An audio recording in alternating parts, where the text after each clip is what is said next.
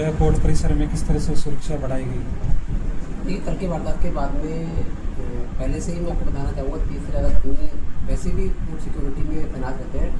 और आज सुबह बाहर के प्रधान हैं और जो और एडवोकेट्स हैं सब मीटिंग करी गई है। उन्होंने कुछ पॉइंट बताए हैं, उस पर हम गहनता से विचार कर रहे हैं, अमल में ला रहे हैं। इसके अलावा और जो गेट्स वगैरह पे हमने सिक्योरिटी बढ़ाई है और वहाँ पे बख्तरबंद गाड़ी लगाने का भी हमारा प्लान है। DFMD HHMD लगाएंगे, वहाँ पर कई जगह लगे भी हुए हैं, जहाँ नहीं लगे हुए वहाँ लगाया जाएगा। और मैं कहना चाहूँगा कि कोर्ट की सिक्योरिटी में पहले भी कोई कमी नहीं थी, लेकिन फिर भी उसको और बेहतर किया जाए। तो अभी सर क्या रिमांड पे लिया गया, क्या पूछताछ में क्या कुछ सामने आया है? ये बात ठीक है जी, जो आरोपी पकड़े गए हैं उनको रिमांड पर लिया है और उनसे पूछताछ की गई है। इसमें मैंने भी पूछताछ करी है कि भाई उनका क्या कारण था, और क्योंकि मामला भी अंडर इन्वेस्टिगेशन है तो ज़्यादा डिटेल्स में शेयर नहीं कर पाऊँगा। लेकिन कुछ हमारे पास में क्रेडिबल लीड्स हैं, हमारी 6 टीम्स इस पर काम कर रही हैं और जल्द से जल्द जो भी और इसमें गिरफ्तारी है उसके बारे में आपको सूचित किया जाएगा। एक ही गिरफ्तारी हुई है सर? दो अभी तक एक व्यक्ति की गिरफ्तारी हुई। सर, इसमें किसी गैंग का जिम्मेवारी नहीं है, किसी देखिए, इस सोशल मीडिया पे कई मैंने भी देखा है कि कुछ लोग इस प्रकार की झूठी खबरें, फेक न्यूज़ फैलाते रहते हैं। तो मेरा आपसे निवेदन है कि इस प्रकार की फेक न्यूज़ को ना तो तरजीह दें और ना इसको आगे प्रोपोगेट करें। कई बार कुछ लोग अपने निजी स्वार्थ के लिए इस प्रकार की इन्फॉर्मेशन सोशल मीडिया पे या व्हाट्सएप ग्रुप, पर्टिकुलरली ग्रुप्स वगैरह के माध्यम से, मैसेजिंग ऐप्स के माध्यम से सर्कुलेट कर देते हैं। इन बातों में कोई सच्चाई नहीं होती है। आधिकारिक जो पुष्टि होगी, जो भी जानकारी मिलती है वो आपको प्रेस नोट के माध्यम से और पुलिस कर्मचारियों के माध्यम से आपको प्रदान करा दी जाएगी। तो निवेदन आपसे यही है कि रिस्पॉन्सिबल मीडिया होने के नाते इस प्रकार का जो ज्ञान कल्चर होता है, गैंगस्टर का कल्चर होता है, उससे उसका महिमा मंडन बिल्कुल ना करें। उससे प्रोपोगेट करने में हमारा कोई योगदान नहीं होना चाहिए।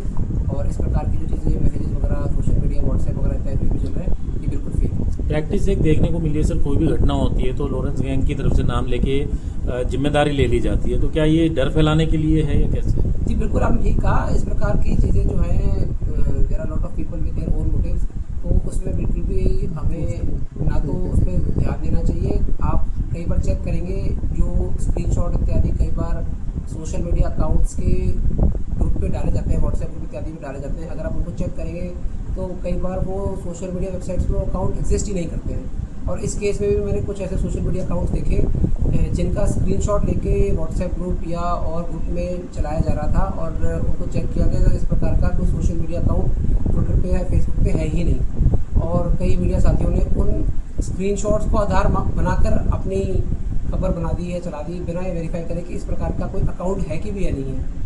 तो मेरा आपसे बड़ा निवेदन है कि इस प्रकार की जो फेक न्यूज़ होती है लगातार आपको अनेकों जगह देखने को मिलेगी।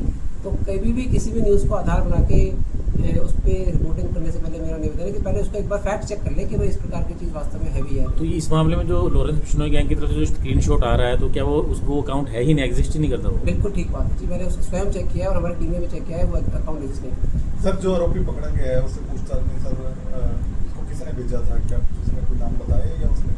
जी काफ़ी डिटेल में इंफॉर्मेशन हमें प्राप्त हुई है और उस पर हमारी टीम काम कर रही है। और क्योंकि मामला अभी अनुसंधानहीन है तो कुछ क्रेडिबल लीड्स अभी मैं मीडिया से शेयर नहीं कर पाऊंगा, लेकिन एडवांस स्टेज पे हमारी टीम है और जल्द से जल्द जो अन्य आरोपी है उनकी भी गिरफ्तारी होगी। रिमांड कितने दिन का है सर? कोई तो बिल्कुल 8 मुकदमे हैं जिनके खिलाफ आरोप पकड़ा गया। रिमांड कितने दिन?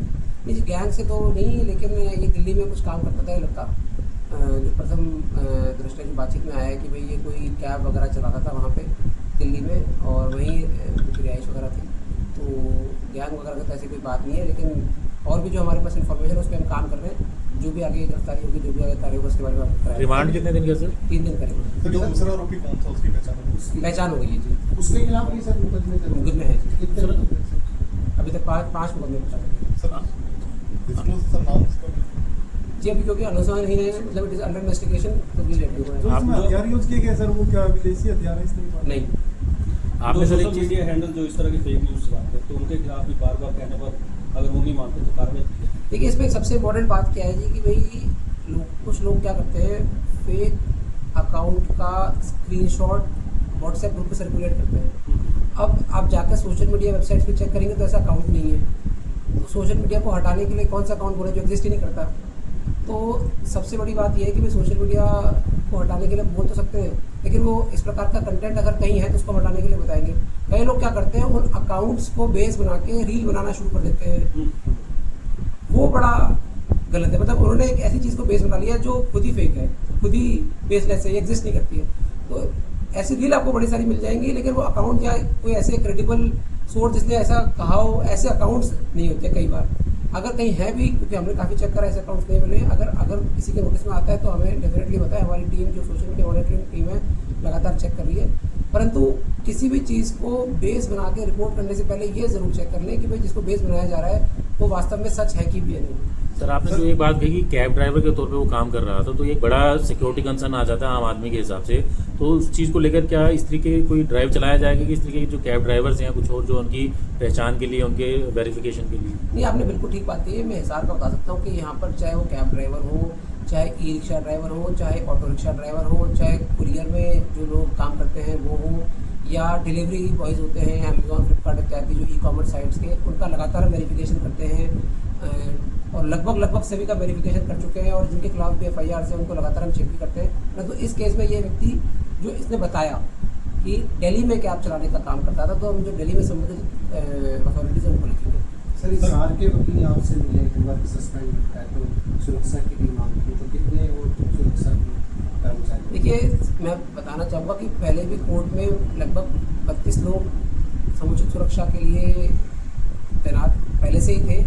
और आपने एक वीडियो में दिखा होगा जिसमें हमारे एक सब इंस्पेक्टर विजय ने बड़ी बहादुरी से, जिनकी 55 वर्ष की आयु, मतलब इज एन एज्ड मैन, और उन्होंने अपनी जान पे मतलब बिल्कुल खतरे को नहीं मानते हुए भी एक आरोपी को पकड़ा और पुलिस ने मुस्तैदी से काम किया। लेकिन फिर भी अगर कुछ कमी है, ऐसा कुछ वकील साथियों ने बताया, तो उनसे चर्चा करके हमने और डिप्लॉयमेंट किया है और भी आगे जो भी कमी है उसको पूर्ण किया जाएगा अगर कोई कमी पाई जाती है। सर बार प्रधान का कहना था कि हमने चौकी के लिए एसपी साहब को कहा था, पहले भी मुलाकात। मैं इसके बारे में थोड़ा बताना चाहूँगा जी।